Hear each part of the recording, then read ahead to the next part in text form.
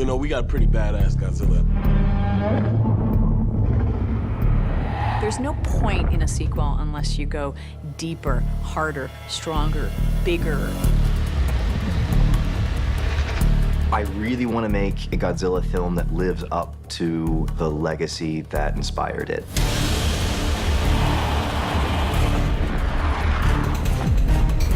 To keep the things about the original that I loved, while at the same time putting it in this new-looking beast, I get excited when I see him.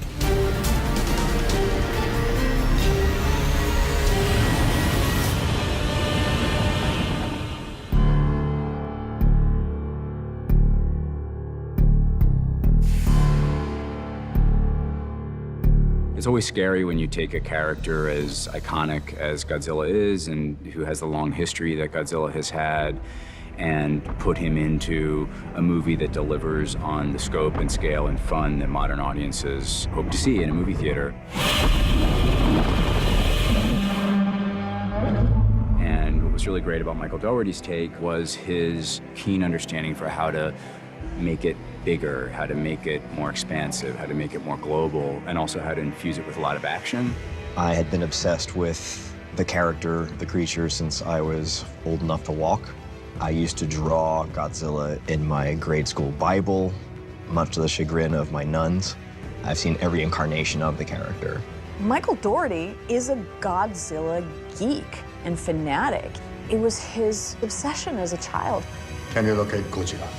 One of my favorite things about Godzilla is that if you look at sort of the long history of him going back to 1954, you'll see that every filmmaker has put their own stamp on the character, and that includes our movie. Michael tweaked in with Matt Alsop, who was the creature artist who helped refine the first Godzilla in the previous movie to this.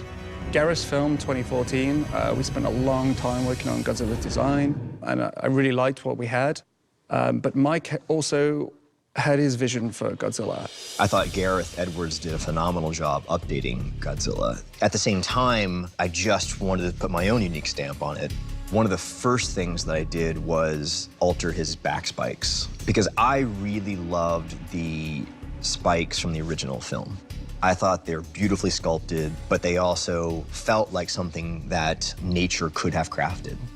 And so I very simply took a rendering of Godzilla from Gareth's film and just copied and pasted the spikes from the '54 movie onto the back of the modern Godzilla and sent it off to the creature design house and said, it's this. Other than that, we gave him bigger claws because a creature of that size would naturally be a predator. It's the same Godzilla. The fans will still think he's the same Godzilla. He hasn't changed much, but the super fans will probably notice the small incremental changes we've made just to sort of make him look a little tougher, because the Mutos were a tough enemy. That was just him warming up. That was Godzilla stretching. Like, this time he's really got an enemy to face, and he's bulked up a little bit for it as well. He's way bigger. This is the biggest I've ever seen Godzilla, height-wise and just solid. You know, he's all muscle.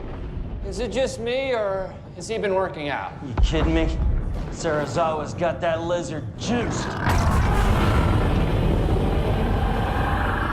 So with the new movie, it's really like taking everything that we've learned from that first film with Godzilla and now really getting to play the character to its full potential. And we looked at references of like crocodile and lizard and all sorts of like predators. And then, we looked at people, right? It's like, if, Godzilla faces off another monster, you kind of want this moment to feel like it's a gunslinger moment, right? There's like a look, there's an attitude, he's a bit of a brawler, right?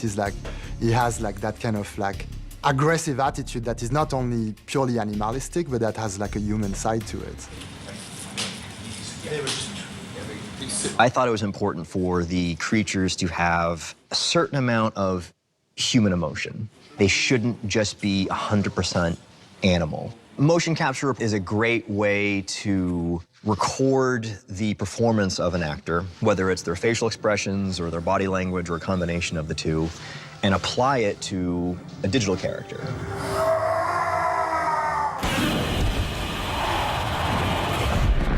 It had to be a sort of perfect combination of human fighting to give it that little extra spark, but also something very feral and animalistic. You know, for us in visual effects, when we animate those creatures, it's like, well, you know, how do we capture interesting moments, like little accidents or little things that are a bit unexpected? It's all about finding the moments that make a performance interesting. It's hard to make something as cool as Godzilla cooler. And I think our attempt was to give Godzilla a deeper history and a deeper mythology, and with that personality, to really humanize him and make him a character that we could fall in love with. I like the idea that Godzilla is older and wiser than we give him credit for. It was important to me that we crafted a story that included moments where we got to see Godzilla's intelligence. I think you can see that when Godzilla bends down to look at a small cluster of human beings on the edge of a submarine, Nobody move! there's a moment of recognition there. You can see that he is thinking, he's comprehending, and he's a very curious and intelligent creature. Godzilla's radiation levels are going through the roof. We got about 12 minutes before he goes thermonuclear. Atomic Meltdown Godzilla actually has its roots in the old Godzilla films. You know, I think every sequel you're expected to sort of up the ante a little bit. We had to find some new, visually spectacular way to have him defeat King Ghidorah that modern audiences hadn't seen before. He's using the energy that he feeds off of as a weapon. So essentially it's Godzilla distilled down to its most powerful essence. Godzilla's radiation's reaching critical mass. 6 minutes until he blows. I see that moment as Serizawa's sacrifice realized. Whatever Serizawa did to Godzilla worked a little too well, because he's about to explode like an atom bomb.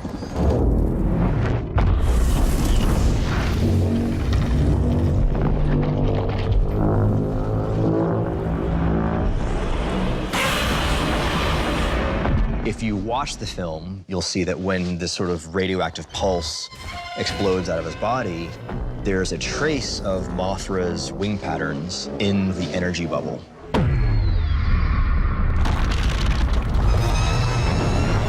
It was because of Mothra's death, her sacrifice, that allowed him to become overcharged.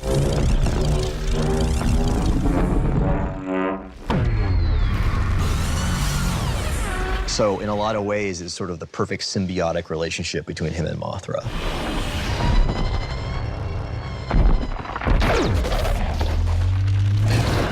He couldn't possibly defeat King Ghidorah if it wasn't for Mothra's noble self-sacrifice.